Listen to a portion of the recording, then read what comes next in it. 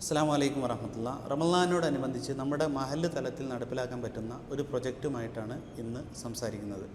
നമ്മുടെ നാട്ടിലുള്ള മദ്രസയിൽ പഠിക്കുന്ന കുട്ടികളെ പള്ളിയിൽ സജീവമാക്കാൻ, ആ കുട്ടികൾക്ക് നോമ്പ് 1 മുതൽ നോമ്പ് 30 വരെ ഏറ്റവും കൂടുതൽ പള്ളിയിൽ ജമാഅത്തിന് അതുപോലെ തന്നെ നിസ്കാരങ്ങളിലൊക്കെ തറാവീനൊക്കെ സജീവമാവുന്ന കുട്ടികൾക്ക് നല്ല സമ്മാനങ്ങൾ കൊടുക്കുന്ന അവാർഡ് ആൻഡ് ഗിഫ്റ്റിംഗ് പ്രൊജക്റ്റ്. കൃത്യമായിട്ട് പള്ളിയിൽ സജീവമാവുന്ന കുട്ടികൾക്ക് പെരുന്നാൾ ദിവസത്തിൽ നല്ല സമ്മാനങ്ങൾ കൊടുക്കുകയും ചെയ്താൽ തീർച്ചയായിട്ടും കുട്ടികൾ പള്ളിയിൽ വരികയും പള്ളിയിൽ സജീവമാവുകയും ദീനിനോടും പള്ളിയോടും നോമ്പ് കഴിഞ്ഞാലും ഒരു സ്നേഹവും ഒരു ഇഷ്ടവും വരുന്നതായിട്ട് നമുക്ക് കാണാൻ കഴിയും.